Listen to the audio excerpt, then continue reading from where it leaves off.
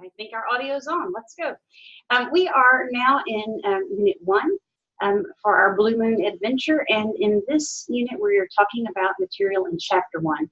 And three of the concepts, or two main concepts I want to discuss with you just a bit in this chapter are the concept of value and the concept of marketing management philosophies. The concept of value is one that I really like. I think it's also something that people tend to misunderstand. And the idea is this: in order for a product to have value, it needs to make the customer feel good about what they get for what they give up. So it's the relationship between benefits and sacrifice. It does not mean that your product has to be cheap, because very often we prefer brands that are expensive. So value means you feel good about what you get for what you give up. And an example I think that we've seen a lot of lately, in the last couple of years anyway, is the emergence of the brand Yeti.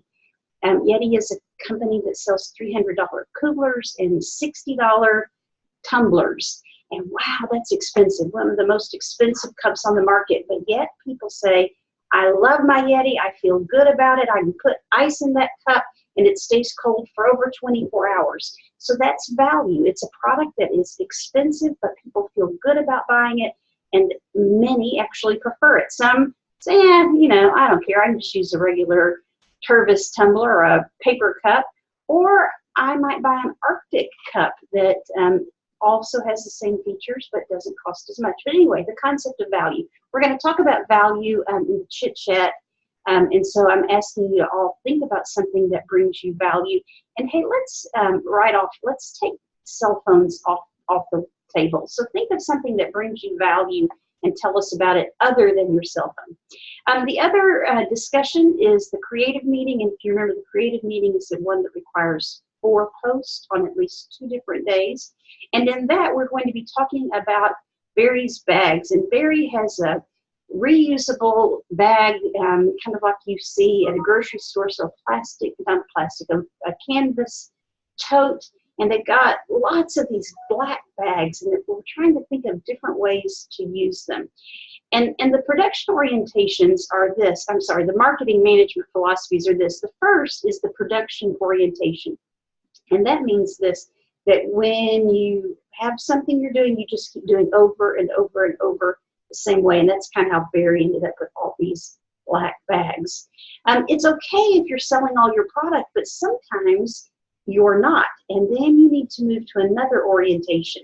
The next orientation or marketing management philosophy, one step above, is the sales orientation. And that means you're going to sell harder. So if you've got all these black bags, how can you sell more of those? That might be more salespeople or more promotions or more ads, selling harder, but you're still selling the same black bag.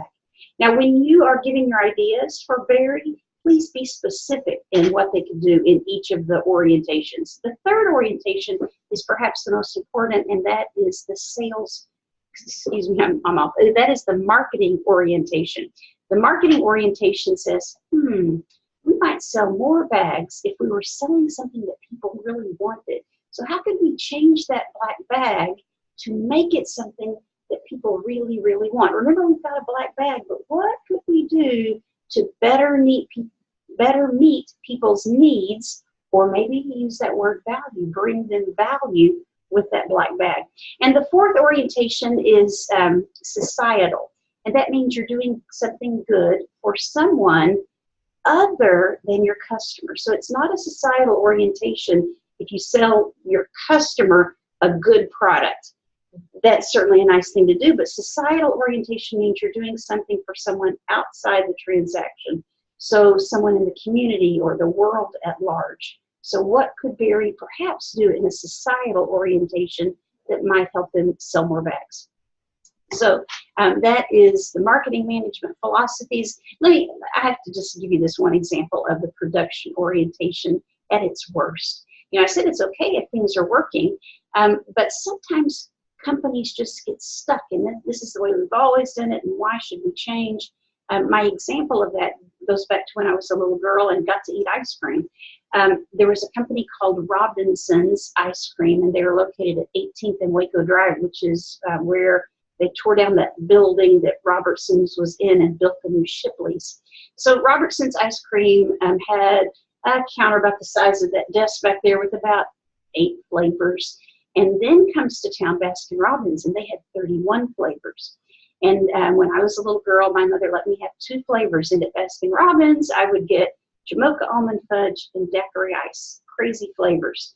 But that's what I like. So the next time I went to Robertson's, I said, I would like vanilla and chocolate. And they said, no, you cannot have vanilla and chocolate. You can either have 2 scoops of vanilla or 2 scoops of chocolate, but you cannot mix them. It made no sense. Why would they not allow you to have 2 different flavors on your cone? I suggest they were in the production orientation. I don't know why they went out of business. That's the reason, but certainly they're long gone out of business. And maybe it was because they just kept doing things the same old way with no good reason. Yeah, sometimes there is a reason that we don't change. We need new processes, or we need new training, or it just doesn't work, and that's valid.